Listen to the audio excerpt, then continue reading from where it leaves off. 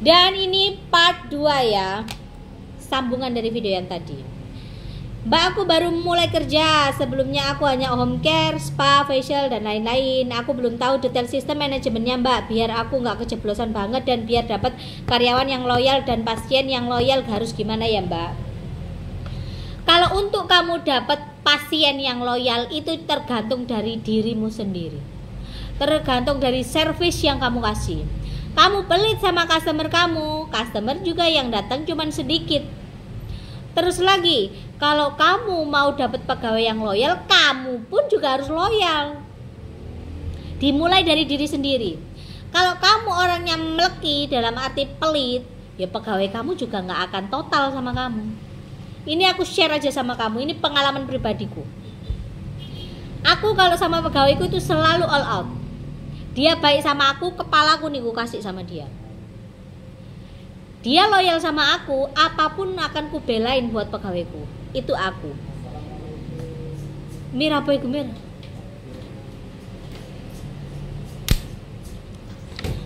Terus lagi, ketika kamu memiliki pegawai, kalau dari diri kamu sendiri ini nggak loyal, ya orang nggak akan loyal sama kamu. Aku yang loyal aja kadang masih dihapusi sama pegawaiku. Dan itu sering terjadi. Sering banget aku dibohongin sama pegawaiku. Tuh anaknya di sampingku tuh. Kenapa aku bisa ngomong seperti ini? Anggapannya itu seperti ini loh. Aku tidak pernah menganggap pegawai saya ini pegawai. Saya selalu menganggap pegawai saya ini adalah bagian dari saya. Anggapannya itu seperti adik saya sendiri, karena aku selalu cari pegawai itu yang lebih muda daripada aku. Saya anggap seperti adik saya sendiri. Jadi setiap kali dia salah, setiap kali dia ada problem, pasti akan kumarahin. Marahin pun dengan cara saya mendidik seperti adik saya sendiri. Terkadang hal-hal seperti itu aja dia itu nggak yang namanya langsung paham dengan apa yang kita kasih tahu. Kita harus benar-benar ngomong. Ini yang aku ngemong bener-bener seperti menjaga adikku sendiri aja aku masih ditipu. Ditipunya bukan masalah finansial ya. Ditipu lebih ke suka bohong. Harusnya apa, dia ini apa. Hal-hal seperti itulah. Apakah hal-hal seperti ini dianggap loyal? Sebenarnya dianggap loyal atau enggak itu lebih ke sifat pribadi. Sedangkan yang dimaksud dengan loyal adalah mungkin kamu loyal ke pekerjaan. Dan loyal di pekerjaan itu juga ada hubungannya dengan sifat. Kalau orang sifatnya ini ibarat kata tahu rasa terima kasih sama orang, dengan sendirinya dia ini akan melakukan pekerjaan kadang yang bukan pekerjaannya itu dikerjain. Itu loyal, tergantung dari sifatnya. Ada tipikal orang yang loyal di pekerjaannya tapi sifatnya ini nggak mau tahu sekitarmu. Kamu mau jungkir balik, kamu mau ngelakuin apapun dia cuek-cuek aja. Tapi kalau untuk pekerjaan dia bener, dia pinter, kasarannya tuh seperti itu. Apakah pegawai seperti ini tuh yang kamu cari? Bisa iya, bisa enggak. Kalau aku tipikal orang yang tidak terlalu demen sama orang yang pinter. Aku lebih seneng orang yang gak terlalu pinter tapi dia ini loyal dalam segala hal sama aku. Meskipun dia ini sering membuat salah, aku harus ibarat kata tuh tutup mata, merem-mereman lah, udah aku maklumi. Tapi kalau sudah terlewat batas pasti aku akan marahnya lebih-lebih. Jadi untuk kamu mendapatkan pegawai yang loyal itu tergantung dari dirimu sendiri. Kalau kamu, ciri-cirinya gini loh gampangannya. Ketika kamu loyal sama siapapun, yang di atas pun akan memberi kamu orang yang loyal juga. Soal pekerjaan, soal apapun itu. Tapi ketika kamu ini pelit, tidak loyal, kamu akan ketemu manusia juga karakternya sama kayak kamu pelit juga. Gampangannya gini nih, kalau kamu nggak tahu penjelasan seperti itu. Kalau kamu ini royal dengan keluargamu atau dengan siapapun, kamu ini nggak pelit, kamu akan ketemu jodohmu itu yang mencukupi kamu itu benar-benar. Tapi kalau kamu ini orangnya pelit, kamu akan ketemu laki-laki itu yang tidak memanjakan kamu. Laki-laki yang juga super pelit, ya kan, perhitungan. Dan aku tipikal orang yang nggak perhitungan. Aku mah kalau soal keuangan atau soal makanan udah los aja. Dan alhamdulillahnya aku selalu ketemu dengan orang-orang yang loyal sama saya.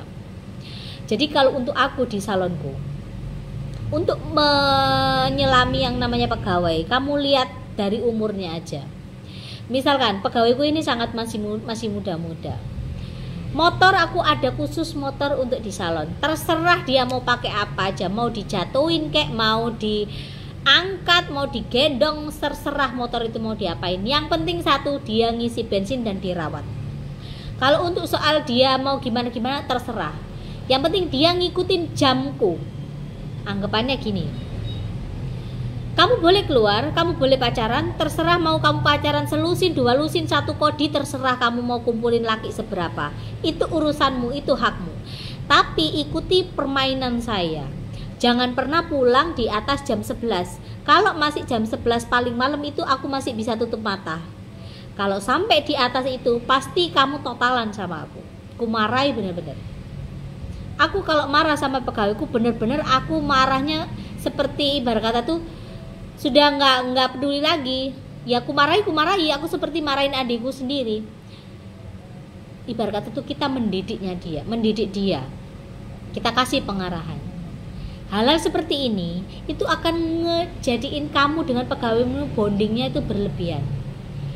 Terkadang kita marahin pegawai itu juga bisa jadi masukan buat dirinya sendiri. Oh ternyata bosku ini sayang sama saya.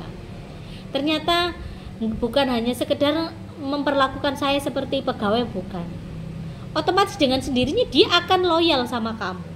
Jadi perlakukan dia ini ya layaknya anggapannya seperti adikmu sendiri. Kalau caraku itu seperti itu. Makanya aku selalu dapat orang yang loyal. Dan aku selalu kasih tahu sama pegawaiku di depan, ketika tanganmu panjang, aku nggak segan-segan untuk mengeluarkan kamu. Kamu boleh melakukan apapun, yang penting kamu tidak mencuri. Kalau soal pacaran itu sudah kubebasin, yang penting tahu waktu. Apakah aku pernah bermasalah ibarat kata itu ribut dengan pegawaiku dengan hal-hal seperti itu? Pernah. Baru kemarin kejadian. Apakah ibarat kata tuh ketika pegawaiku melakukan kesalahan seperti itu tuh saya jadi benci sama dia? Enggak. Justru momen-momen dimana saya dengan pegawai saya dalam arti berselisih paham soal hal-hal seperti itu, mungkin bagi dia itu baik, tapi bagi kita yang lebih dewasa ini jangan seperti itu. Kita makan asam manis garam, kutularkan sama kamu supaya next di kemudian hari kamu jangan sampai mengalami hal-hal yang tidak diinginkan. Jadi aku lebih pendekatannya ke situ. Dan aku tidak suka dalam arti ngerasan-rasani.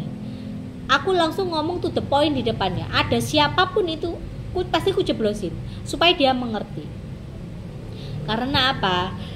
Dari awal ketika saya ngerekrut pegawai, yang benar-benar saya tanamkan, yang benar-benar saya lakukan bukan lagi manajemen soal you pegawai, I bos, bukan.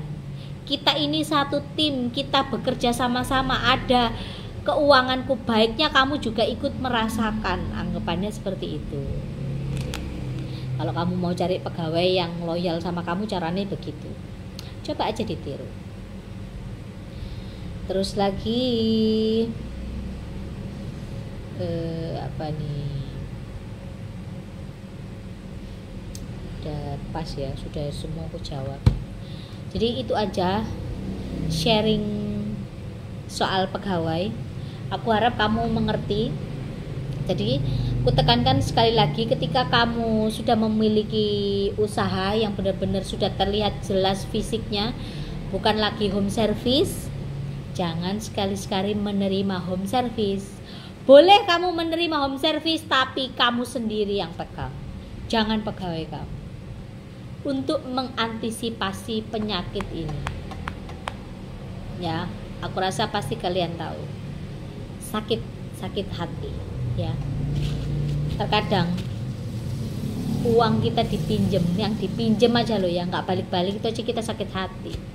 Apalagi kalau soal pekerjaan terus kita ditikung, itu lebih sakit lagi. Gak usah terlalu panjang lebar, yang penting ketika kamu memiliki usaha, kamu sudah memulainya, jalan terus. Gak perlu toleh kanan kiri, urusin usaha kamu sendiri. Jangan pernah dengerin apapun omongan di luar sana yang buat mental kamu ini down. Karena musuh utama orang yang usaha itu adalah mentalnya sendiri. Mental itu dari diri kamu sendiri. Sukses enggaknya kamu itu juga tergantung dari dirimu sendiri, bukan tergantung orang lain. Peralatan kamu yang memadai, ya, uang kamu yang banyak itu tidak akan bisa membeli mental, ya. Jadi usahakan benar-benar mentalnya ini dikencengin. Sepintar apapun kamu, kalau mentalmu nggak kuat, ya kamu akan hancur. Jadi itu aja yang mau aku sampaikan buat kamu. Ada salahnya, ada kurangnya, ya sorry. Aku ngomong berdasarkan apa yang aku alami. Terima kasih buat kalian yang udah nonton. Bye.